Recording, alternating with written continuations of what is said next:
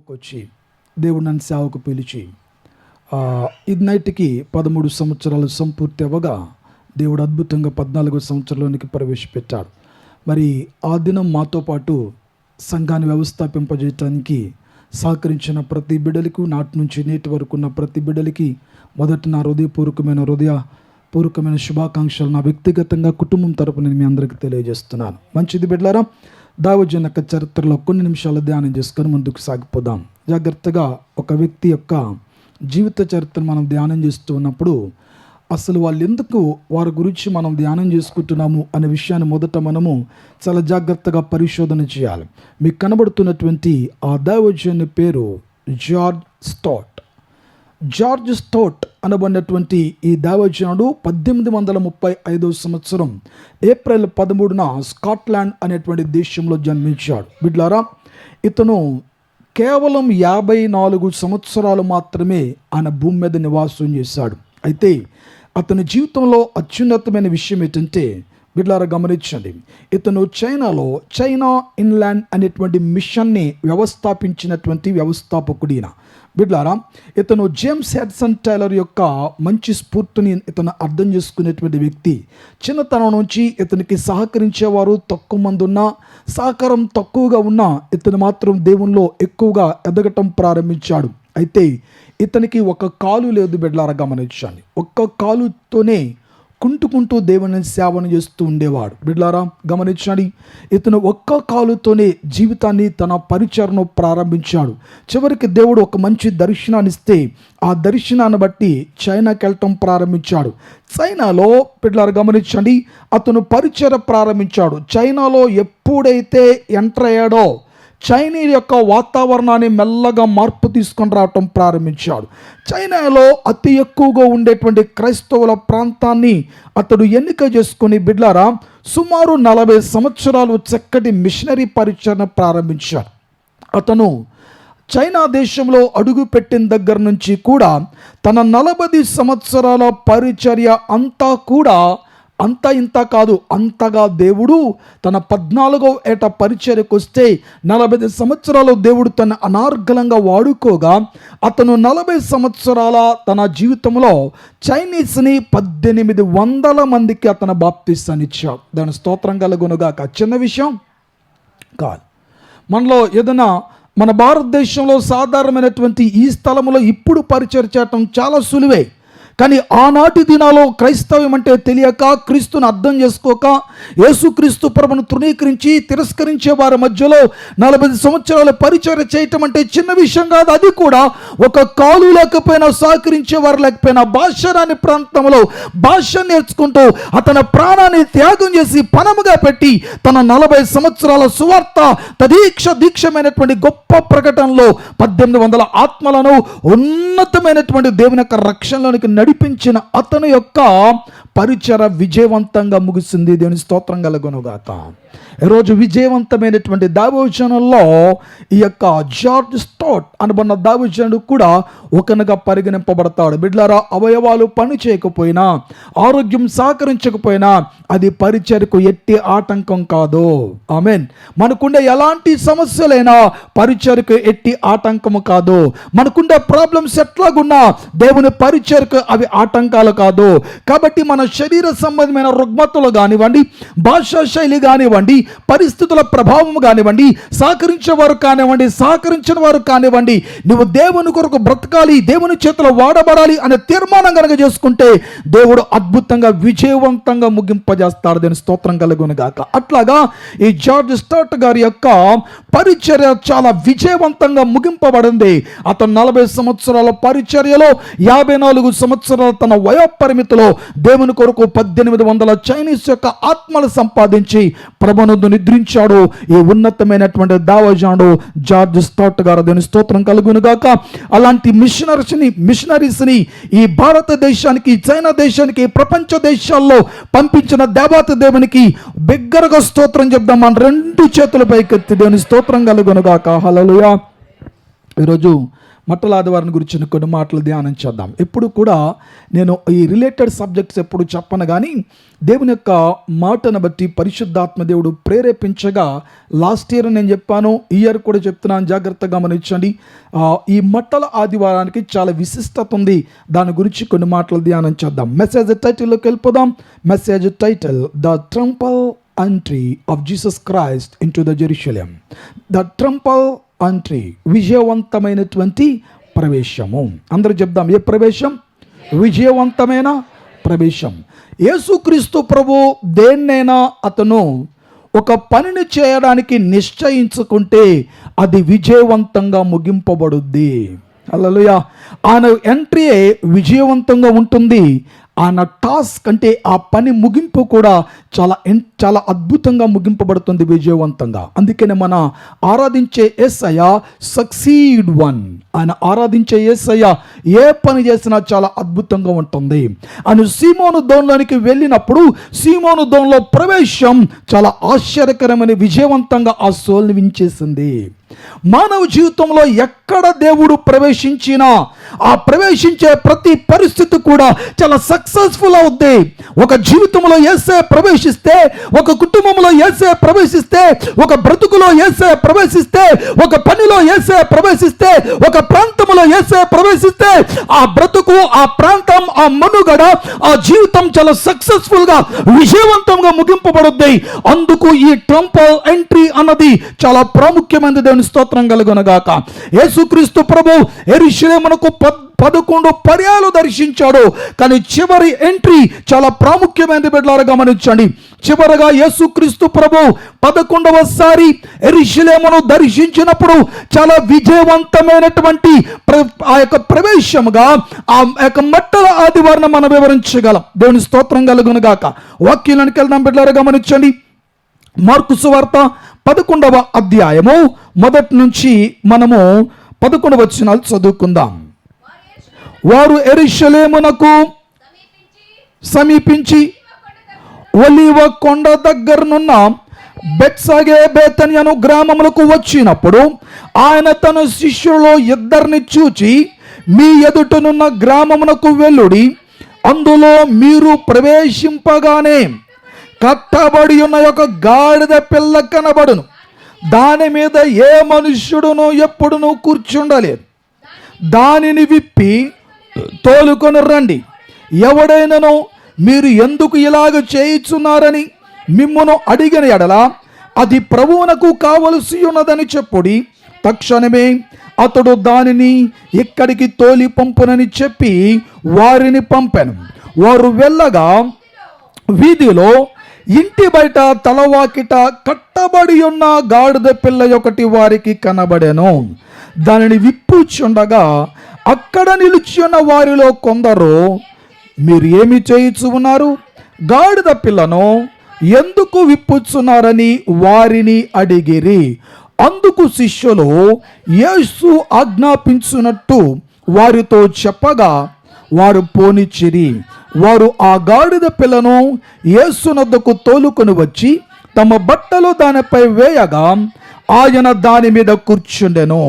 అనేకులు తమ బట్టలను దారి పొడుగునను పరచిరి. కొందరు తాము పొలములలో నరికిన కొమ్మలను పరచిరి.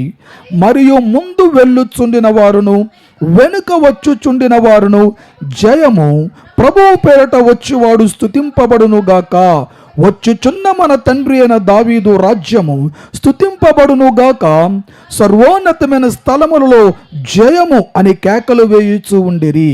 ఆయన యెరూషలేమునకు వచ్చి దేవాలయములో ప్రవేశించి చుట్టూ సమస్తమును చూచి సాయంకాలమైనందున 12 మందితో కూడా బేతనియాకు వెళ్ళెను. Amen. Hallelujah. The Palm Sunday was the beginning of the end of Jesus' task or work on the earth. ఈ పామ్ సండే అంటే ఈ ప్రాముఖ్యమైనటువంటి మట్టల ఆదివారము భూమి మీద యేసుక్రీస్తు ప్రభు యొక్క పరిచర్య సమాప్తి చేయటానికి ఆరంభమైనటువంటి ఈ మట్టల ఆదివారంగా మనకు కనబడుతుంది. That is the passionated week అంటారు. అంటే ఆ వారం దినాలు కూడా passion of the Christ week అంటారు. అంటే యేసుక్రీస్తు ప్రభు తాను ఎందుకు భూమి మీదకి వచ్చాడో, తాను ఎందుకు నరావతారిగా ధరించాల్సి వచ్చిందో, నరునుగా ఒక హ్యూమన్ బీయింగ్గా మన మధ్యకి ఎందుకు ఆయన ఉండి బ్రతకాల్సి వచ్చిందో, ఆయన 33.5 సంవత్సరాల విజయోత్సవ అద్భుతమైనటువంటి జీవితం ఎందుకో దాన్ని పరిపూర్ణంగా వ్యక్తపరిచేదే ఈ చివరి ఆదివారం నుంచి ఆదివారం వరకు కూడా. కాబట్టి బిడ్డలారా గమనించండి, ఈ వారం దినాల్ని కూడా ప్యాషనేటెడ్ వీక్, ప్యాషన్ వీక్ అనే పదాన్ని పిలుస్తారు. అంటే యేసుక్రీస్తు ప్రభు ఎందు నిమిత్తం ఉద్దేశించి ఆయన భూమి మీదకి వచ్చాడో అది 100% ఫుల్ఫిల్ చేయటానికి ఉపయోగపడేటువంటి వారమే ఈ మట్టల ఆదివారం. బిడ్డలారా గమనించండి, మట్టల ఆదివారం అంటే ఎందుకు మట్టలను తీసుకొని వస్తారంటే, ఆ ఈత చెట్టులు మన దగ్గర ఉండేవి ఈత కొమ్మలు ఉంటాయి, దానికి ఈత పళ్ళు ఉంటాయి. అదే ఈత పండుని విదేశాల్లో ఖర్జూర చెట్టు అని పిలుస్తారు. ఎందుకు ఖర్జూర చెట్టు అని పిలుస్తారంటే, అవన్నీ కూడా ఆ ఖర్జూర పండు సైజు చాలా పెద్దగా ఉంటుంది, ఈత చెట్టు చాలా చిన్నగా ఉంటుంది. ఈత చెట్టు పిక్కే పెద్దది తప్ప ఆ గుజ్జు మాత్రం చాలా తక్కువ ఉంటుంది. కానీ ఈత చెట్టుకు ఉన్నటువంటి పిక్క మాత్రం ఉంటుంది, కానీ గుజ్జు చాలా ఎక్కువ కనబడింది ఖర్జూరపు చెట్టు. బిడ్డలారా గమనించండి, ఇక్కడ మనకి ఈత చెట్టు ఎట్లా కనబడతాయో యెరూషలేములో ఆ యొక్క దేశాల్లోకి వెళ్తే ఖర్జూరపు చెట్లు కూడా అదే సైజులో ఉంటాయి చెట్లు, కానీ దానికి ఉండేటువంటి పండ్లు మాత్రం చాలా ఆశ్చర్యకరంగా కనబడతాయి. అందుకనే మన దగ్గర ఉండే ఈత చెట్లను అవి ఖర్జూరపు చెట్లుగా పోలుస్తారు. బిడ్డలారా వాటిని డేట్స్ అని కూడా ఇంగ్లీష్లో పిలుస్తారు. అయితే ఈరోజు జరుగుతున్న విషయం ఏంటంటే, యేసుక్రీస్తు ప్రభు చివరిగా పస్కా బలి పశువుగా ఆయన ఈ లోకానికి వచ్చినటువంటి చివరి తుదిఘట్టానికి వచ్చినప్పుడు యేసుక్రీస్తు ప్రభు మొదట ఏమనంటే, మనము పస్కాని ఆచరించవలసిన వారమై ఉన్నాము గనక మీరు పలానా స్థలానికి వెళ్ళి ఒక కట్టబడిన గాడిద మీకు కనబడుద్ది, మొదట దాన్ని విప్పుకొని రండి అన్నారు. ఒకవేళ కొంతమంది వచ్చి మిమ్మల్ని అడుగుతారు, ఎందుకు మీరు పని చేస్తూ ఉన్నారు, ఈ కట్టబడినటువంటి గాడిదను మీరు ఎందుకు ఇప్పుతున్నారు అని ఎవరైనా మిమ్మల్ని ప్రశ్నిస్తే, ఇది ప్రభువునకు అవసరమై ఉంది అనే మాట మీరు చెప్పండి. మరొకరు మారు మాట్లాడకుండా ఆ గాడిదని మీతో పాటు పంపుతారు. కాబట్టి ఆ గాడిదని మీరు తీసుకొని రండి అన్నాడు. అంతే. దేవుని స్తోత్రం కలుగునుగా. జాగ్రత్తగా గమనించండి. ఇప్పుడు ఈ శిష్యులు బయలు వెళ్ళగానే ఒక గుమ్మం ముందు ఏం చేయబడిందట, ఒక గాడిద కట్టబడింది. దేవుని స్తోత్రం కలుగునుగా. మనము కూడా చాలా సందర్భాల్లో అనేకమైన కట్ల చేత కట్టబడినటువంటి గాడిదల వలె ఉన్నాం మనం. అందుకని కొన్ని సందర్భాల్లో చాలామంది కోపం వచ్చినప్పుడు గాడిద కొడుకు అని పిలుస్తారు పిల్లల్ని. గాడిద కొడుకు ఎప్పుడవుతాడు? తండ్రి గాడిద అయినప్పుడే కొడుకు కూడా గాడిద అవుతాడు. అవునా కదా? న్యాయం మనం మాట్లాడుకోవాలి. బిడ్డలారా గమనించండి, ఒకప్పుడు చాలా మంది చాలా కట్ల చేత కట్టబడిన గాడిదలు యేసుక్రీస్తు ప్రభు పరిచర్య కొరకు ఉపయోగపడే గాడిదలుగా మార్చబడ్డానికి అని పిలుస్తూ ఉన్నారు. కొన్ని కుటుంబాల దగ్గరికి వెళ్తే ఎప్పటికీ కొన్ని గాడిదలు లాంటి మనుషులు కనబడతా ఉంటారు. ఆడెందుకు బ్రతుకుతున్నాడో అర్థం కాదు. కొన్ని కట్లు ఉంటాయి వాళ్ళల్లో, త్రాగుడు గట్లు, తిరుగుడు గట్లు, వ్యభిచారపు గట్లు, లోకపు కట్లు, ధన కట్లు, వ్యామోహపు కట్లు, సుఖభోగాల కట్లు, దేవుని కన్నా కడుపుని జీవితాన్ని ఎక్కువగా ప్రేమించేటువంటి కట్లు, ఉద్యోగాన్ని కూడా మనకంటే ఎక్కువ దేవుని కన్నా ఎక్కువగా ప్రేమించే కట్లు, ఓటీ ఇస్తారంటే ఆ ఓటీనే డ్యూటీగా భావించి చేసేటువంటి కట్లు, ఇలాంటి కట్లు చాలా ఉంటాయి. గమనించండి, ఇలాంటి కట్ల చేత కట్టబడినటువంటి ఒక గాడిదని చూపిస్తున్నాడు దేవుడు. జాగ్రత్తగా గమనించండి. ఆ కట్టబడిన గాడిదని విడిపించటమే పస్కా బలి పశువు యొక్క విశిష్టత. దేవుని స్తోత్రం కలుగునుగాక. మీకు అర్థమవుతుంది కదా? అందుకనే కట్టబడిన దాన్ని కోరుకుంటున్నాడు ఆయన. ఆమేన్. పిల్లలు గమనించండి, నా సబ్జెక్టు గాడిద కట్ల గురించి నేను చెప్పను, కానీ కొన్ని విషయాలు జాగ్రత్తగా గమనించండి.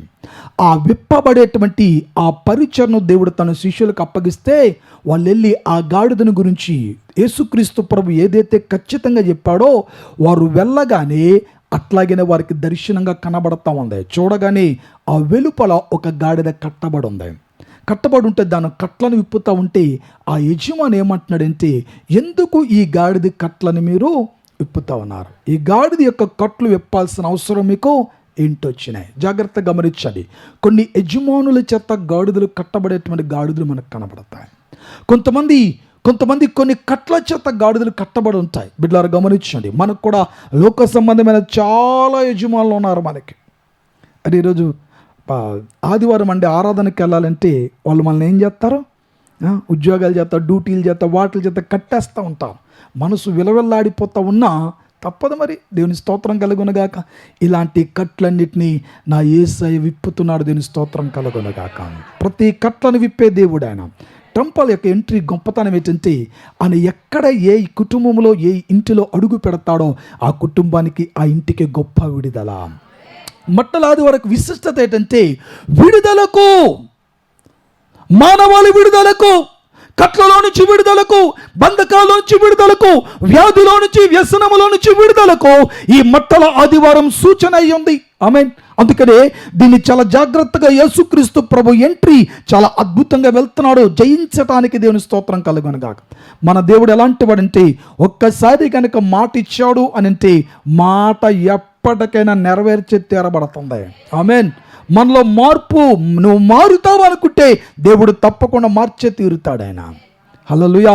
నీ కట్లను తెంపే వారం ఇది, నీ బంధకాలు తెగిపోయే వారం ఇది, నీ బంధకాలు వినాశనకరమైన వాటన్నిటిలోంచి తెగతంపులు చేసుకునేటువంటి వారం ఇది, నీ కట్ల నుంచి, శాపకరమైన బ్రతుకు నుంచి నిన్ను విమోచించేటువంటి వారం ఈ మట్టలాది వారం విజయవంతంగా ముగించడానికే ప్రభు మనల్ని పిలుచుకున్నాడు ఈ స్థలానికి.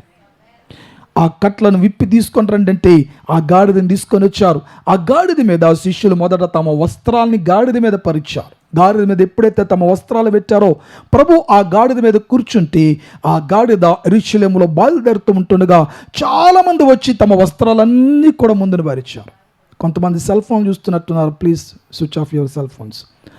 ఆ గాడిద మట్టలు ఆ యొక్క చక్కగా వస్త్రాలన్నీ పరుస్తూ ఉన్నారు. గాడిద మీద యేసుక్రీస్తు ప్రభుని కూర్చోబెట్టి తీసుకుని వెళ్తున్నారు. కొంతమంది నరికినటువంటి ఖర్జూరపు మట్టలను తీసుకొని వచ్చి ఆ యొక్క గాడిద ముందు పరచగా ఆ గాడిద ఆ మట్టల మీద నుంచి, ఆ వస్త్రాల మీద నుంచి ప్రభువును మోసుకుంటూ నడుచుకుంటూ వెళ్ళిపోతుంది. దీని స్తోత్రం కలుగునుగాక. దీనంతటి గల కారణం ఏంటంటే విజయోత్సవ వారం. అది దేవుని స్తోత్రం కలుగునుగాక. విజయోత్సవ వారాన్ని గురించి అక్కడ రాయబడుతున్నటువంటి అమూల్యమైన విషయాలే ఈ ఉన్నతమైనటువంటి మాటలు. మరొక మాట చదివించాక నేను మీకు ఆ హిస్టరీలోకి తీసుకుని పోతాను. త్వరగా ముగించేద్దాం ఇది నాని. మత్తయి సువార్త 21వ అధ్యాయం 5 నుంచి 9 వచనాలు. ఇదిగో నీ రాజు సాత్వికుడై గాడిదను, భారవాహక పశువు పిల్ల అయిన చిన్న గాడిదను ఎక్కి నీ యొద్దకు వచ్చుచున్నాడని సియోను కుమారుతో చెప్పుడి అనునది. శిష్యులు వెళ్ళి యేసు తమకు ఆజ్ఞాపించిన ప్రకారము చేసి ఆ గాడిదను దాని పిల్లను తోలుకొని వచ్చి వాటి మీద తమ బట్టలు వేయగా ఆయన బట్టల మీద కూర్చుండెను. జన సమూహములలోను అనేకులు తమ బట్టలు దారి పొడుగున పరచిరి, కొందరు చెట్ల కొమ్మలు నరికి దారి పొడుగున పరచిరి. సమూహములలో ఆయనకు ముందు వెళ్ళుచుండిన వారును వెనుక వచ్చుచుండిన వారును దావీదు కుమారునికి జయం, ప్రభు పేరట వచ్చువాడు స్తుతింపబడును గాక, సర్వోన్నతమైన స్థలముల్లో జయం అని కేకలు వేయుచుండిరి. ఆమేన్.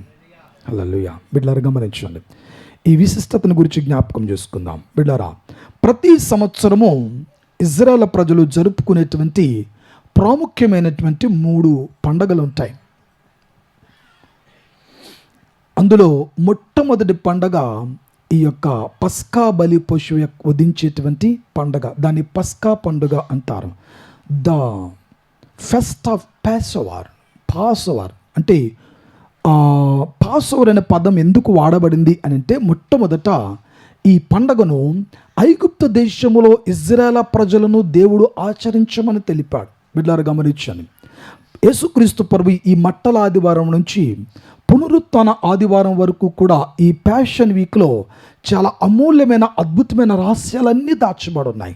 మొట్టమొదట దేవుడు ఏదెను వనములో ఆదామును అవ్వను విడిపించటానికి మొట్టమొదట గొర్రెను వధింపచేసి ఆ రక్తము చేత వారికి విమోచన కలుగజేసి ఆ చర్మపు వస్త్రముల చేత తమ దిస్సములను కప్పి వారి దిగంబరత్వాన్ని కప్పి వారి పాపానికి ప్రాయశ్చిత్తార్థమైన గొర్రె పిల్ల యొక్క రక్తము చేత వారికి విమోచన అనుగ్రహించి ఆ చర్మపు వస్త్రముల చేత తమకు చక్కగా కచ్చడాలు తొలగించి ఆ ఆదామును అవ్వను ఏదెను వనము నుంచి వెలుపలికి పంపించాం. జాగ్రత్తగా గమనించండి, ప్రతి మనిషికి కూడా శిక్ష ఒకటి ఉంది. మనం చేసిన ప్రతి పాపానికి శిక్ష ఉంది. మానవ జీవితం గొప్ప విశిష్టమైనది కాదు. మానవ జీవితం జన్మ పాపం, మానవ జీవితం కర్మ పాపం. ఈ రెండు పాపముల మీద ఎల్లప్పుడూ కట్టబడిన జీవితమే మానవ జీవితం. అందుకనే మానవ ఆలోచన ఎల్లప్పుడూ కూడా పాపపు ఆలోచనే. దేవుడు చేసిన మేళ్లను క్షణములో మర్చిపోతాం, దేవుడు చేసిన ఉపకారాన్ని క్షణములో మర్చిపోతాం. కొన్ని సందర్భాల్లో మనం ప్రత్యేకింపబడిన వారు మనం మర్చిపోతాం, కొన్ని సందర్భాల్లో మనం ఎన్నిక చేయబడిన వారు మనం మర్చిపోతాం, కొన్ని సందర్భాల్లో మనం రక్షణ పొందామని మర్చిపోతాం, కొన్ని సందర్భాల్లో ఆత్మచేత ముద్రింపబడ్డాము అని మర్చిపోతాం, కొన్ని సందర్భాల్లో వాక్యం చేత కట్టబడుతున్నామని మర్చిపోతాం, కొన్ని సందర్భాల్లో మన నేత్రాలు క్షుణ్ణంగా ఉండాలనే విషయాన్ని మర్చిపోతాం, కొన్ని సందర్భాల్లో అపవిత్రమైన వ్యక్తుల మధ్యలో మాట్లాడే పరిస్థితి వచ్చినప్పుడు వారితో పాటు మనము కూడా అపవిత్రమైన మాటలు తెలియకుండానే మనం కలుపుతూ ఉంటాం. కారణం ఏంటంటే మానవ జీవితం జన్మది మొదలుకొని చివరికి భూమి విడిచిపెట్టేటంత వరకు కూడా క్రియాపాపకాలు ఎన్నో భయంకరంగా కనబడతాయి. మానవ నైజం ఇట్టిది. కారణం ఏంటంటే మనిషి శరీరం కేవలం మట్టి నుంచి మాత్రమే తయారు చేయబడింది, ఆత్మ మాత్రం దేవుని దగ్గర నుంచి వచ్చింది కనుక ఆత్మకు శరీరానికి ఎప్పుడూ పరస్పరము కూడా భయంకరమైనటువంటి పోరాటము కలుగుతూనే ఉంటుంది. పిల్లలు గమనించండి, మట్టి నుంచి వచ్చిన వారము గనక దేవునితో చెలిమి చేసిన, దేవునితో సహవాసము చేసిన, దేవుని పోలికలో తయారు చేయబడిన ఆదాము అవ్వలు ఇట్టే అపవాది యొక్క మోసకరమైన మాటల చేత తమను తాము వేదనకరమైన సంఘటనకు గురి చేసుకొని తాము దిగంబరులుగా మారిపోయారు. కాబట్టి దిగంబరులుగా మారిపోయి దేవుణ్ణి చేరలేని మానవ జీవితానికి దేవుడు మరలా భిక్ష పెట్టి ఆ పాపాన్ని పరిగరించి పరలోక రాజ్యం తీసుకెళ్లాలంటే తప్పకుండా తన అమూల్యమైన రక్తాన్ని చిందించాలి గనుక ఆయన గొర్రె పిల్లగా లోకానికి రాబోతూ ఉంటుండగానే మొట్టమొదట పారాడైస్, ఆ పస్కా యొక్క ఉన్నతమైనటువంటి ఆ పరదేశు అనేటువంటి ప్రాంతానికి సాదృశ్యమైనటువంటి ఆ ఏదెను వనములో హల్లెలూయా దేవుడు అద్భుతాన్ని గొర్రె పిల్లను వధించాడు. ఏదెను అనేటువంటి మాటకు ఆహ్లాదము అని అర్థం. కానీ బిడ్డలారా, ఆహ్లాద వాతావరణం పాడైంది మనుషుల పాపం చేరుట ద్వారా. నీ కుటుంబం ఎప్పుడు పాడవద్దో తెలుసా? భార్యాభర్తల మధ్యలో చిచ్చులు ఎందుకు రగులుతాయో తెలుసా? మనము పాడైనప్పుడు, పాపం మనలో చొరబడినప్పుడు, చీకటి మనల్ని ఏలుతూ ఉన్నప్పుడు ఆదాము అవ్వల మధ్యలో భయంకరమైన దిగంబరత్వం చోటు చేసుకుంది. బిడ్డలారా, భార్యాభర్తల జీవితంలో థర్డ్ పార్టీ ఎప్పుడైతే ఎంటర్ అయిందో జీవితాలు పతనమైపోతాయి. అందుకు గుర్తుపెట్టుకోండి, వాడే అపవాది. స్త్రీ రూపంలో రావచ్చు, పురుషుని రూపంలో రావచ్చు, స్నేహితుని రూపంలో రావచ్చు, పాత రోత ఫ్రెండ్షిప్ ద్వారా రావచ్చు, మరొకరి ద్వారా ఎవరి ద్వారా రావచ్చు. కానీ జీవితంలో ఆ వాడు ఎంటర్ అయ్యాడంటే వారి జీవితకాలం అంతా కూడా వేదనకరంగా మారిపోద్ది. కాబట్టి ప్రియులారా గమనించండి, అపవాది ఎప్పుడైతే ఆదాము అవ్వలను మోసం చేశాడో, ఆదాము అవ్వలను దేవుడు భయంకరంగా చిత్రవద చేసి వారిని సంహరింపజేయాలి. కానీ తన పోలికలు ఉండే మనుషులకు క్షమాభిక్ష పెట్టడానికి దేవాతి దేవుడు తానే గొర్రె పిల్లగా రాబోతున్న విషయానికి సాదృశ్యంగా ఆ యొక్క గొర్రె పిల్లను తీసుకొని వచ్చి మొదట ఏదైనా వనములో వధించి ఆ రక్తము చేత వారికి పాపానికి ప్రాయశ్చిత్తాన్ని కలిగించాడు. ఎప్పుడైతే పాపానికి ప్రాయశ్చిత్తం కలిగిందో బిడ్డలారా, ఆదాము అవ్వలను కొంతకాలం బ్రతికే అవకాశం కలిగింది. ఈరోజు పరిశుద్ధాత్మ దేవుడు మాట్లాడుతున్నాడు, గమనించండి.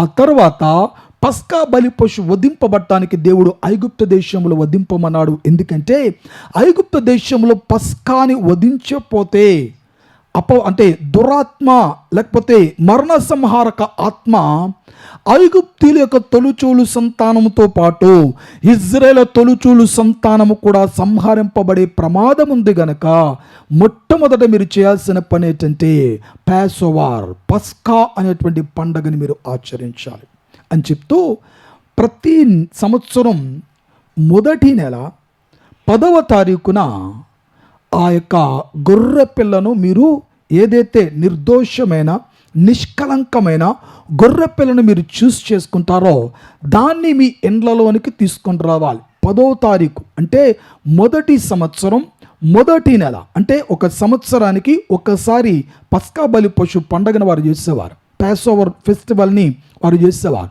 ఆ ఫెస్ట్లో 10th డే 10వ తారీఖున వారు ఏ నిర్దోషమైన నిష్కలంకమైన పాపము లేని నిందారహితమైన గొర్రె పిల్లను ఎంపిక చేసి 10వ తారీఖున వాళ్ళు కరెక్ట్గా వాళ్ళ ఇళ్లలోకి తీసుకొని వచ్చి 4 దినాలు ఆ గొర్రె పిల్లను ఆ కుటుంబ సభ్యులతో ఉండనివ్వాలి. ఎందుకంటే ఆ కుటుంబ సభ్యులతో ఎందుకు ఉండనివ్వాలి అని అంటే వారి పాపమంతటిని కూడా ఈ గొర్రె పిల్ల భరించటానికి. అలాగనే వారు గొర్రె పిల్లను తీసుకొని వచ్చి 10వ తారీఖున 4 దినాలు వారి గృహాల్లో ఉండనిచ్చి ఆ కుటుంబాల్లో ఆ తర్వాత దేవుడు ఏ దినాన్నైతే చెప్పాడో ఖచ్చితంగా ఆ దినాన్ని ఆ పస్కా బలి పశువును వధించి ఒక చక్కటి పాత్రలో ఆ రక్తాన్ని అంతటిని కూడా చాలా జాగ్రత్తగా పట్టి ఆ మాంసాన్ని అంతటిని కూడా పరిపూర్ణంగా వండుకొని దాని కాలేయమును ఆంత్రమును అవన్నీ కూడా వ్యర్థమైనవన్నీ కూడా పొలిమేరలో పడవేసి ఆ తర్వాత ఆ ఇంటి వారు ఆ గొర్రె పిల్ల యొక్క మాంసాన్ని పరిపూర్ణంగా తినివేయాలి. ఆ గొర్రె యొక్క రక్తాన్ని పట్టిన తర్వాత హిస్సోపు కుంచెను ఆ రక్తములో ముంచి నిలువుకు అడ్డకు ఉండే ఆ ద్వారబంధముల యొక్క తలుపుల యొక్క కమ్మెలకు వాటిని రాయాలి. ఎప్పుడైతే శిలువ ఆకారములో వారు ఆ గుర్తు వేస్తారో మరణ సంహారక దూత వచ్చి ఆ నిలువ కమ్మెకు అడ్డకమ్మకు ఉన్నటువంటి ఆ రక్తపు నిబంధన ద పాస్ఓవర్ ల్యాంబ్ పస్కా బలి పశువు యొక్క రక్తాన్ని చూడగానే మరణ సంహారకుడు వారి ఎండ్లను విడిచి వెళ్ళిపోతాడు. కాబట్టి ఐగుప్తు దేశంలో వధ ప్రారంభించబడినప్పుడు ఐగుప్తు దేశస్తుల యొక్క తొలిచూలు సంతానం అందరూ కూడా అంటే ఫరో చక్రవర్తి మొదలుకొని వారి దగ్గరుండే బానిస వరకు కూడా ఉండి ప్రతి తొలిచూలు సంతానము కూడా సంహరింపబడ్డారు. కానీ ఐగుప్తు దేశములను ఐగుప్తులతో పాటు మిశ్రమ జనాముగా ఉన్నటువంటి ఇశ్రాయేలు ప్రజలు తమ తొలిచూలు సంతానం అందరూ బ్రతికే ఉన్నారు. కారణం ఏంటంటే పస్కా బలి పశువు యొక్క వధ యొక్క విశిష్టత ఏంటంటే మరణ సంహారకుని పాసవరు చేయటమే. దేవుని స్తోత్రం కలుగునగాక. దావీదు కుమారుడు నన్ను దాటిపోవద్దని గుడ్డి బెర్తలోమే పిలిస్తే దావీదు కుమారుడు బెర్తలోమని చూచి ఆగిపోయాడు. కానీ బెర్తలోమి గమనించండి, దావీదు కుమారుడు చిందించిన రక్తాన్ని చూచినటువంటి మరణ సంహారకుడు మాత్రము దాటి వెళ్ళిపోయాడు. దాని స్తోత్రం కలుగునగాక. నీ జన్మ కర్మ పాపాలు నిన్ను దాటి వెళ్ళిపోటానికి, నీ బాల్యపు పాపాలన్నీ నిన్ను దాటి వెళ్ళిపోటానికి, నీ అపరిశుద్ధమైన ప్రవర్తన నిన్ను దాటి వెళ్ళిపోటానికి, ఆ అపరిశుద్ధ ప్రవర్తన నీ మీద నేరారోపణ చేయకుండా, నువ్వు చేసే ప్రతి పని నేరారోపణ చేయకుండా, చేసే ప్రతి పాపం నేరారోపణ చేయకుండా నిన్ను దాటిపోయి వెళ్ళటానికే పస్కా గొర్రె పిల్ల నీ కొరకు వధింపబడాలి. దేవుని స్తోత్రం కలుగునుగాక. అందుకనే ఈ మట్టల ఆదివారం యొక్క విశిష్టత ఏంటో తెలుసా? యేసుక్రీస్తు ప్రభు అదే గొర్రె పిల్లగా పస్కా బలి పశువుగా ఆయన యేసుక్రీస్తు ప్రభు ద టెంపుల్ ఎంట్రీ చేస్తాడు యెరూషలేములో. దాని స్తోత్రం కలుగునుగాక. అంతవరకు యేసుక్రీస్తు ప్రభుని రాజుగా గుర్తించలే, అధికారిగా గుర్తించలే, ఆయన రోజులకు రాజుగా రోజుగా అంతెందుకు యేసుక్రీస్తు ప్రభు బ్రతికున్న దినాల్లో కూడా ఇంకా యూదుల రాజ్యం స్థాపింపబడాలని రోమీలకు వ్యతిరేకంగా ఉన్నారే, రోమీలు ఇజ్రాయెల్ ప్రజలకు వ్యతిరేకంగా ఉన్నారే, రోమీల యొక్క అధికారం నాశనం అవటానికి మెస్సయ వస్తాడు, రాజ్యాన్ని స్థాపిస్తాడని ఆ అజ్ఞాన కాలపు మనుషులు యేసుక్రీస్తు ప్రభు వచ్చిన రోజుల్లో కూడా వారితో పాటు మెస్సయ ఉన్న మెస్సయను గుర్తించని అంధకారము చేత నిండిపోయారు మత ప్రావీణ్యత కలిగినటువంటి వారు. దేవుని స్తోత్రం కలుగునుగాక. ఈ రోజులో మనం కూడా యేసుక్రీస్తు ప్రభుని రక్షకునిగా గుర్తించలేకపోతున్నాం. ఆయన మన పాలిటి ఉన్నతమైన బలి పశువుగా అర్పింపబడ్డాడనే విషయాన్ని మర్చిపోతూ ఉన్నాం. దేవుని నిర్లక్ష్యపరుస్తున్నాం, ఆయన మాటను నిర్లక్ష్యపరుస్తున్నాం, ఆయన అధికారాన్ని నిర్లక్ష్యపరుస్తున్నాం, ఆయన త్యాగాన్ని వ్యర్థం చేస్తూ ఉన్నాం. వ్యర్థంగానే అర్థవంతమైన జీవితాన్ని బ్రతుకుతూ మన జీవితాన్ని అంతా సాగింపజేసుకుంటూ ఉన్నాం. అందుకని యేసుక్రీస్తు ప్రభు యొక్క ఆ గొప్ప ఉన్నతమైన విజయోత్సవం ఎంట్రీ ఏంటో తెలుసా? అంతవరకు యేసుక్రీస్తు ప్రభుని ఒక వడ్రంగి వాని కుమారుడుగానే చూశారు, ఒక యోసేపు కుమారుడుగానే చూశారు, ఒక సాధారణమైన వ్యక్తిగా చూశారు, ఒక సామాన్యమైన వ్యక్తిగా చూశారు, ఒక మనుషునిగా చూశారు. అందుకనే ఇతడు వడ్రంగి వాని కుమారుడు కాడా, ఇతడు యోసేపు కుమారుడు కాడా? ఇతడు యూదా గోత్రములో జన్మించిన వాడు కాడా? ఇతను సాధారణమైన వాడు కాడా? ఇతను సామాన్యమైన వాడు కాడా? ఇతను ప్రత్యేకింపబడినటువంటి వాడుగా ఎందుకు పరిగణింపబడాలి? ఇతడు మనలో ఒకనిగా ఎంచబడ్డాడే, మనలో ఒకనిగా ఎంచబడ్డాడు, పాపుల్లో ఒకనిగా ఎంచబడ్డాడు, జన్మకర్మ పాపములో పాలిభోగస్తులైన మనలో ఒకనిగా ఆయన ఎంచబడ్డాడు. ఆయన అలాగనే చూచారు తప్ప ఆయన దేవుడుగాను, ఆయన ప్రభువుగాను, ఆయన మెస్సాయగాను, యూదుల రాజుగాను, రాజులకు రాజుగాను, ప్రభులకు ప్రభువుగాను, సర్వభౌమాధికారుగాను, సర్వశక్తి సంపన్నుడుగాను, సర్వ సృష్టికర్త ఆయన విషయాన్ని మరచి ఆయన అంతవరకు కూడా సాధారణంగా ఎన్నిక చేశారు. కానీ బిడ్డలారా, 11వ పర్యాయం వచ్చినప్పుడు యేసుక్రీస్తు ప్రభువు కూడా అదే మొదటి నెల 10వ తారీఖున ఈ పస్కా పండుగ దినాన, పామ్ సండే దినాన ఆయన యెరూషలేములోనికి ఎంటర్ అయ్యాడు. దేవుని స్తోత్రం కలుగునగాక. నిర్దోషమైన గొర్రె పిల్ల కావాలి. విచిత్రం ఏంటంటే మనం పాపం చేస్తాం, మనం తప్పు చేస్తాం. అమ్మా ఆవరణలు తీకు. మనం పాపం చేస్తాం, మనం తప్పు చేస్తాం, మనము చెడ్డవారి, మన నేత్రాసు ఉంది, మనకు శరీరాసు ఉంది, మనకు జీవపుడమం ఉంది, అపవిత్రులము, కామ వికార చేష్టలు చేసిన వారం, టోటల్గా టాప్ టు బాటం అంతా కూడా పాపముతో నిండిపోయిన వాళ్ళం. తల పాపముతో ఉంది, తలంపులు పాపముతో ఉన్నాయి, కాళ్ళు పాపంతో ఉన్నాయి, చేతులు పాపంతో ఉన్నాయి, కళ్ళు పాపంతో ఉన్నాయి, పిల్లరా సమస్తము కూడా పాపములనే ఉన్నాయి. పాపముతో నిండిపోయిన మన జీవితంలో దేవుడు ఆశ్చర్యకరమైన కార్యాన్ని చేయటానికి ఈ లోకానికి వస్తే, బిడ్డలారా గమనించండి, పాపముతో నిండిపోయిన మనము ఒకెత్తైతే, మనము అర్పించాల్సినటువంటి గొర్రె పిల్ల మాత్రము నిష్కలంకమైనదిగా ఉండాలి. మీకు అర్థమవుతుంది కదా? నా మాటలు అర్థమవుతున్నాయమ్మా? నేను పాపము చేయొచ్చు కానీ నేను అర్పించే బలి పశువు ఉందే, అది మాత్రం నిర్దోషమైనదిగా ఉండాలి. మచ్చ ఉండకూడదు, ముడత ఉండకూడదు, కలంకం ఉండకూడదు, ఏ విధమైన ఘాటు కూడా దానికి తగిలి ఉండకూడదు. నిర్దోషమైనదిగా ఉండాలి, నిష్కలంకమైనదిగా ఉండాలి. గొర్రె ఎప్పుడు కూడా నిర్దోషానికి సాదృశ్యమే. గొర్రె, మనము కూడా గొర్రెలమే, కానీ పాపం ఎరిగిన గొర్రెలం మనం, లోకం ఎరిగిన గొర్రెలం మనం, పాపాన్ని అనుభవించిన గొర్రెలం మనం, త్రోవ తప్పిన గొర్రెలం మనం, మార్గాన్ని మనం సొంత మార్గాన్ని ఎన్నిక చేసుకున్న గొర్రెలం మనం, జ్ఞానము కలిగిన గొర్రెలం, లోకములో ఎన్నో ఎన్నో వింతైనటువంటి వాటిని సృజించే గొర్రెలము. గొర్రెలమే, దేవుని చేత సృజింపబడిన వారమే. కానీ పిల్లలారా, దేవుని విడిచిన పాపపు గొర్రెలము, లోకములో ఉన్న గొర్రెలము, తప్పిపోయిన గొర్రెలం మనం. దేవుని స్తోత్రం. అందుకని మనకి పాపము తెలుసు, కానీ మనం అర్పించేటువంటి ఆ గొర్రెకు మాత్రము పాపం అనేది ఉండకుండా ఉండాలి. అలాంటి నిర్దోషం ఏందన్నట ఎన్నిక చేయాలి మొదట. హల్లెలూయా.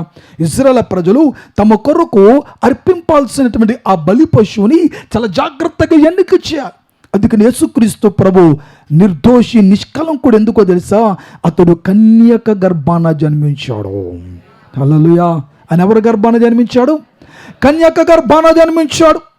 కన్యక గర్భాన జన్మించాడు గనుక ఆయన పుట్టుక మన వంటి జన్మ పాపములోని లేనటువంటి పుట్టుక. అందుకని ఆయన పుట్టుక చాలా పవిత్రమైంది, పరిశుద్ధమైంది. మనలాంటి పాపపు రక్తం ఆయన లేదు. ఆయన రక్తం పరలోకము నుంచి వచ్చినటువంటి రక్తం, పరము నుంచి వచ్చిన రక్తం, నిర్దోషమైన రక్తం, నిష్కలంకమైన రక్తం. ఆ రక్త మాంసంలో పాలిబావాడైనటువంటి ఆ నిర్దోషమైనటువంటి 33.5 సంవత్సరాల చక్కటి యవ్వన పరములో ఉండేటువంటి అసలు సిసలైన సమస్త మానవాళి పాపం నిమిత్తమే ప్రాయశ్చిత్తాన్ని అర్పించేటువంటి గొర్రె పిల్లగా ఆ గొర్రె పిల్లని దేవుడు ఎన్నిక చేశాడు. రాజు జాగ్రత్త, వెనకాతలు కూర్చున్న వారు జాగ్రత్తగా వాక్యాన్ని వినండి. ఒక వారం రోజులు ఊరేళ్ళు వెళ్ళిపోతాం, మాకెందుకు అనొద్దు. నా దగ్గర ఉన్నప్పుడు మాత్రం జాగ్రత్తగా ఉండాలి. అర్థమైందా? పిల్లలు తాడబాకండి, కాన్సన్ట్రేషన్ చేసుకోండి. పరిశుద్ధాత్మ దేవుడు మనతో మాట్లాడుతున్నాడు, శ్రద్ధగా వినండి. నేను తప్పు చేయొచ్చు కానీ నేను అర్పించే గొర్రె పిల్ల మాత్రం నిర్దోషమే. అలాగనే యేసుక్రీస్తు ప్రభు 10వ దినాన, అంటే ఆ నెలలో 10వ దినాన ఆ యెరూషలేమునకు తీసుకొని రాబడ్డాడు. వారి సొంత రక్త సంబంధికులతో ఆ 5 దినాలు కూడా, ఆ దినంతో కలిపి 5 దినాలు కూడా వారి మధ్యలో ఉన్నాడు ఆయన. ఆమేన్. హల్లెలూయా.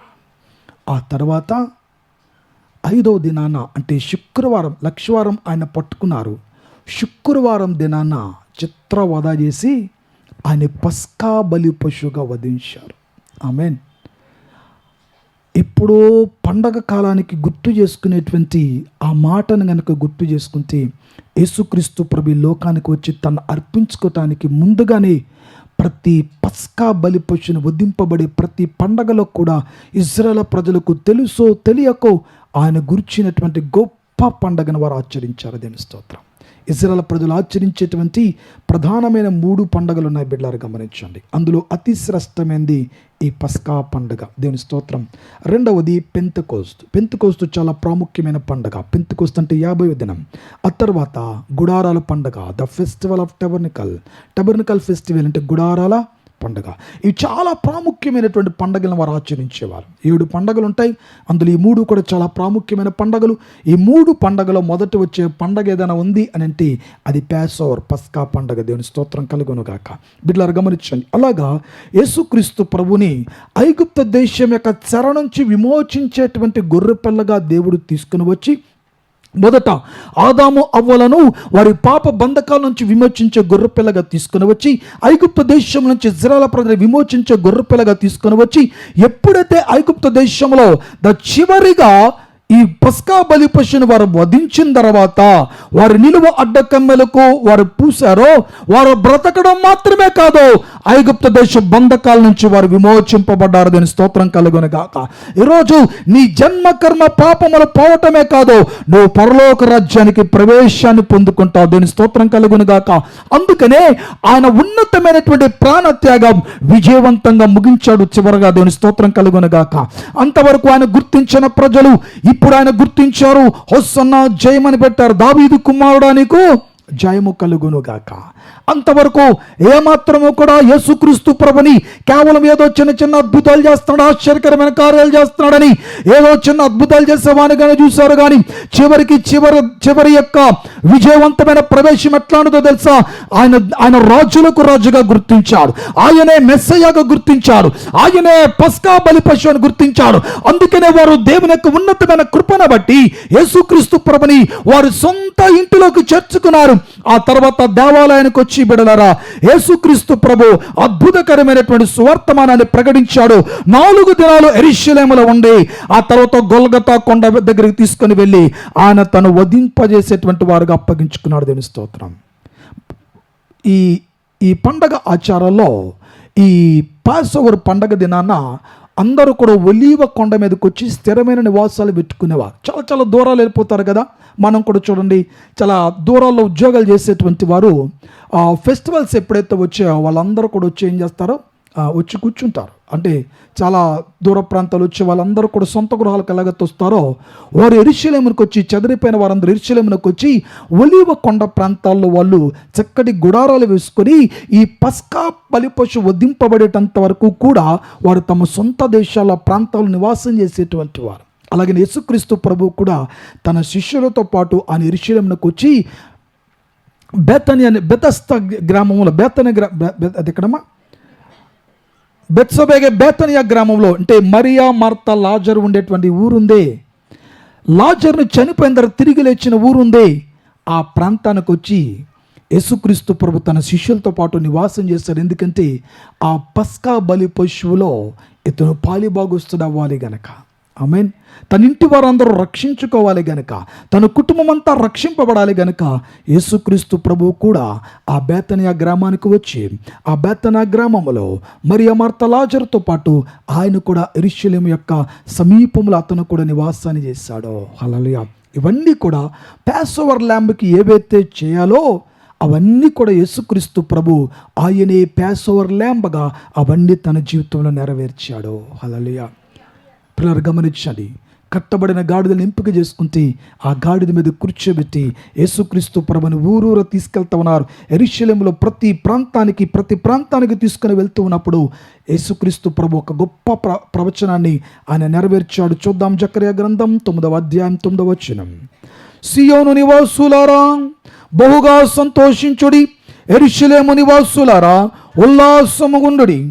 నీ రాజు నీతిపరుడును రక్షణ గలవాడును దీనుడనై గాడిద పిల్లను ఎక్కి నీ వద్దకు వచ్చుచూ ఉన్నాడు. Rejoice greatly, O daughter of Zion, shout loudly, O daughter of Jerusalem, behold your king is coming to you. righteous and having salvation is he, humble and mounted on a donkey, and he called the fall of the donkey. గాడిద మీదను గాడిద పిల్ల మీదను ఆయన వస్తున్నాడు. సియోను నివాసులారా బహుగా సంతోషించుడి, యెరూషలేము నివాసులారా ఉల్లసించుడి. వారెందుకు ఈ మట్లను బట్టలను పరిచాడో ఆ ఆచారాన్ని చూపిస్తాను చూడండి. 2వ రాజుల గ్రంథం 9వ అధ్యాయము 13వ వచనాన్ని ముగించేసుకుందాం. 2వ రాజుల గ్రంథం 9వ అధ్యాయం 13వ వచనం. అంతటా వారు అతి వేగిరముగా తమ తమ వస్త్రములను పట్టుకొని మెట్ల మీద అతని క్రిందపరచి బాకా ఊదించి యెహూ రాజయ్యున్నాడని చాటించిరి. బిడ్లారా గమనించండి, ఏలియా శిష్యుడైనటువంటి ఎలీషా ఈ యెహూను రాజుగా అభిషేకించడానికి తన దగ్గర ఉండేటువంటి శిష్యుల్లో ఒక ఆయన పిలిచన్నాడు, నువ్వు త్వరగా వెళ్ళి ఎవ్వరూ చూడకుండా యెహూను ఒక గదిలోనికి తీసుకొని వచ్చి అతని మీద తైలం పోసి అతన్ని ప్రతిష్ఠించు, అతను రాజు అవుతాడు, ఎవ్వరికి కనబడకుండా నువ్వు పరిగెత్తొచ్చి అన్నాడు. సరే, ఇతను వెళ్ళాడు. ఈ యొక్క శిష్యుల్లో ఒక యవనస్తుడు వెళ్ళాడు, యెహూను రహస్యంగా పిలిచాడు. దేవుడు నిన్ను ఆశీర్వదించమంటున్నాడు, సింహాసనం ఇవ్వటానికి అభిషేకించమన్నాడు, కాబట్టి నిన్ను ఆయిల్తో నూనెతో ప్రతిష్ఠిస్తున్నానని చెప్పి అభిషేకించి త్వరగా పరిగెత్తుకొని వచ్చాడు ఎవరు చూడకుండా. కానీ అక్కడ కొంతమంది కూర్చొని ఉన్నారు, సైన్యంలో ఉన్నటువంటి వారు. అతను అడిగారు, యెహూ ఎందుకు ఆ వెర్రివాడు నీ గదిలో నుంచి పరిగెత్తుకొని వెళ్ళిపోతున్నాడంటే అది మీకు తెలుసు కదా అన్నాడు. మాకేమీ తెలియదు, మేమేం వినలే. నిజం చెప్పంటే యెహూ ఏమన్నాడంటే, దేవుడు నన్ను ఇశ్రాయేలు ప్రజలకు రాజుగా ఎంపిక చేశాడు, ఆ విషయం చెప్పి వెళ్ళిపోయాడు అనగానే వాళ్ళందరూ కూడా రాజు మెట్ల మీదకి దిగుతున్నప్పుడు తమ వస్త్రాలన్నీ కూడా మెట్ల మీద పరిచారు. దేవుని స్తోత్రం. అందుకనే ఆయన రాజుగా గుర్తించి యెహూను గుర్తించి ఆ కాలపు ప్రజలు తమ వస్త్రాలు దారి పొడుగున వేసినట్లుగా యేసుక్రీస్తు ప్రభుని ఇశ్రాయేలు ప్రజలు యూదులకు రాజుగా గుర్తించి తమ వస్త్రాలన్నీ కూడా నేలన పరిచారు. అంటే ఒక్కసారి గమనించండి, అంతవరకు యేసుక్రీస్తు ప్రభును సాధారణంగా భావించినటువంటి వారు చివరిగా ఎందుకు విజయవంతమైనటువంటి ప్రవేశం అంటున్నామంటే అతను ఎందుకొరకు ఈ లోకానికి వచ్చాడో అది ప్రజలు గుర్తించడానికి దేవుడు విజయవంతం పొందాడు. దాని స్తోత్రం. నీ జీవితంలో నిన్ను మార్చి విజయాన్ని సాధించే దేవుడు ఆయన, నిన్ను హెచ్చించి విజయాన్ని పొందే దేవుడు, నిన్ను స్వస్థపరిచి విజయాన్ని పొందే దేవుడు. అందుకనే నీలో ఎంట్రీ అవుతాడు ఆయన. నీ కుటుంబంలో ఎంట్రీ అయ్యారంటే నీ కుటుంబం ఆశ్చర్యకరమైన ఆశీర్వాదం పొంది తీరాల్సిందే. నువ్వు మారవనుకుంటే మార్చి నీకు చూపించే దేవుడు ఆయన. ఆమేన్.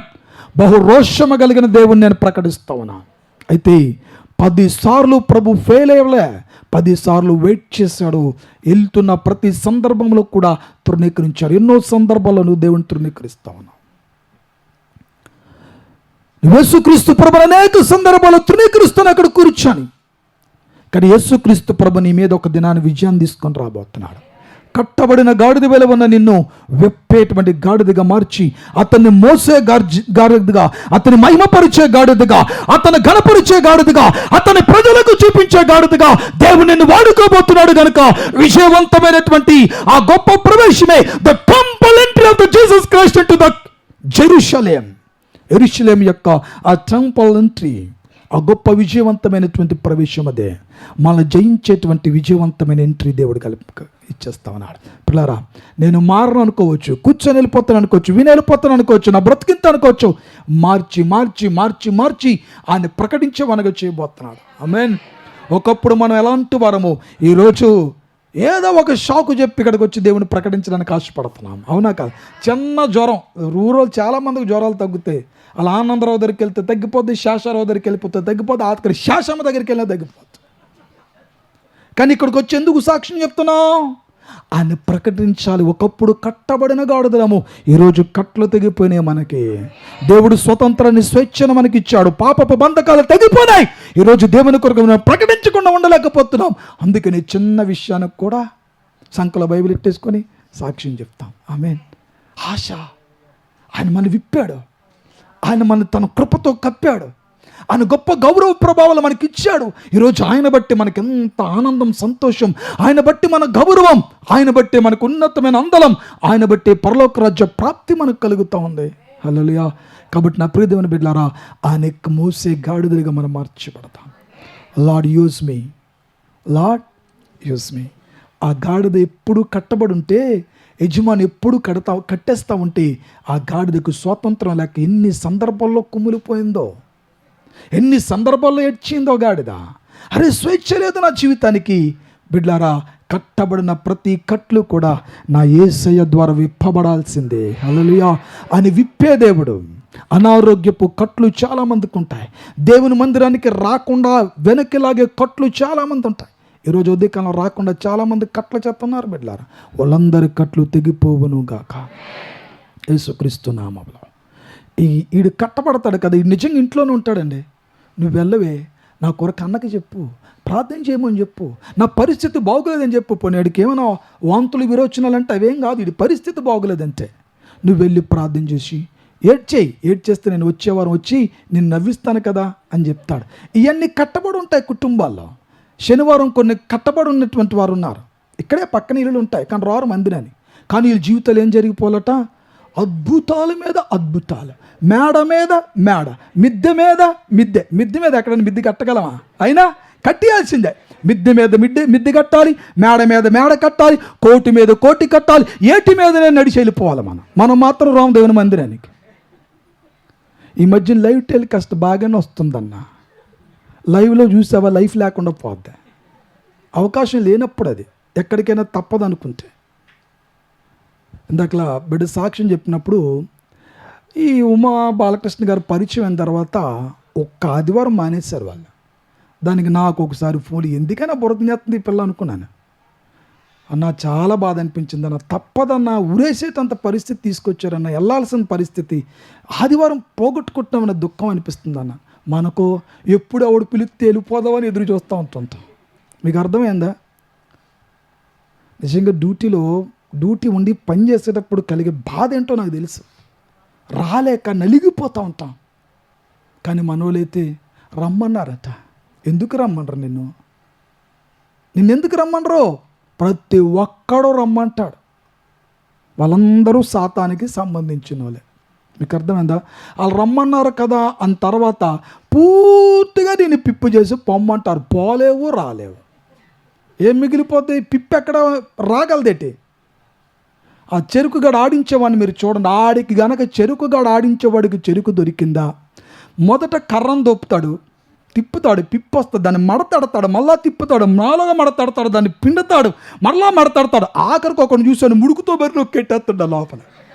ఇది చేతులు పంచేట్టు ఇంత కట్ట వచ్చింది, దాన్ని ముడుకుల మధ్యలో పెట్టి నొక్కేసి మరి అందులో మిషన్లో పెట్టి ఆడిస్తూ ఉంటే ఇక ఆ పిప్పు లేదండి, గాలికి పొట్టు ఎగిరిపోతాం. అలా వేసి వదిలేస్తాడు నిన్ను.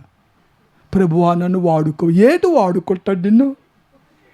ముందుకెళ్దామంటే ముడుకులు నొప్పి, నడుద్దామంటే నడువు నొప్పి, పరిగెడదామంటే కాలు నొప్పి. అప్పుడు దేవుని దగ్గరికి వచ్చి వాడుకో ప్రభువా, వాడిపోనే వద్దు, అసలు ఓడిపోయినాడు నువ్వు.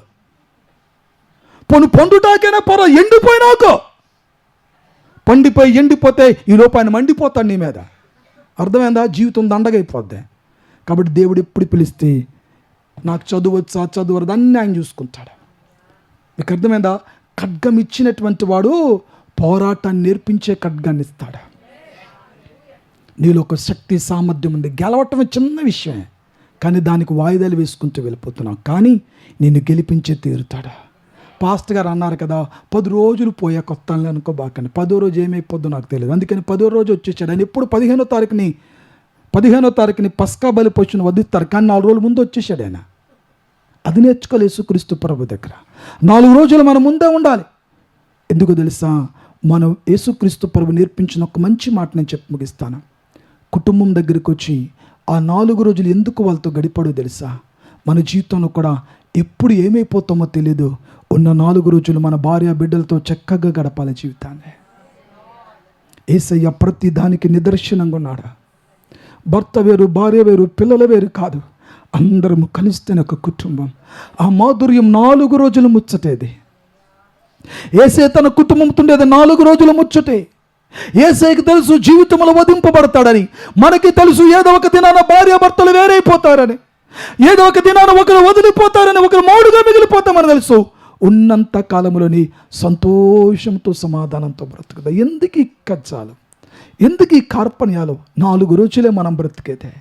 ఈ 4 రోజులు చక్కగా దేవునికి ఇష్టలుగా, భార్యకి ఇష్టలుగా, భర్తకి ఇష్టలుగా, బిడ్డలకి ఇష్టలుగా, తల్లిదండ్రులకి ఇష్టలుగా, సంఘానికి ఇష్టలుగా, కాపరికి ఇష్టలుగా, సహ విశ్వాసానికి ఇష్టలుగా, రక్త సంబంధికులకి ఇష్టలుగా, మరి ఇరుగు పొరుగు వాళ్ళకి ఇష్టలుగా, మనం పనిచేసే చోట నలుగురికి ఇష్టలుగానే మన జీవితాన్ని జీవిస్తే ఆ మాధుర్యం వేరేగా ఉంటుంది. ప్రతి వారు మనకు నమస్కరిస్తారు, మన మనసులో దాచుకుంటారు. That is the life. అందుకని యేసుక్రీస్తు ప్రభు తన ట్రంపల్ ఎంట్రీకి ముందు ఆయన చేసే గొప్ప పనిదంతా కూడా యెరూషలేములోనికి వచ్చి తండ్రి ఇంటిలో, తన సొంత ఇంట్లో, దావీదు ఊరిలో అతను 4 దినాలు కూడా గడిపడదని స్తోత్రం కలుగునుగాక. ఆ తర్వాత యేసుక్రీస్తు ప్రభుని ఆ పస్కా పండుగ దినాన యేసయ్యను వధించారు. పిల్లల గమనించండి, ఆయన 3వ దినాన తిరిగి లేచాడు. పరలోక రాజ్యం మనకు అందించడానికి is not only the crucified God, but he is the resurrected God.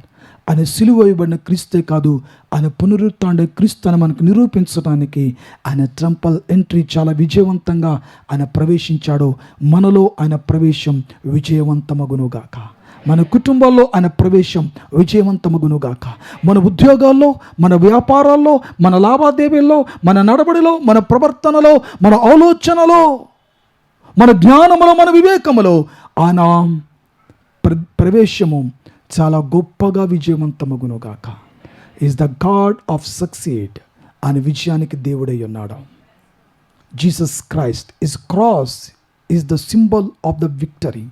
యేసుక్రీస్తు ప్రభు యొక్క సిలువ ఆ విజయానికి సాంకేతికంగా మనకి కనబడుతోంది. Is the anchor. ఆయన మన జీవితానికి లంగరు ఆయన.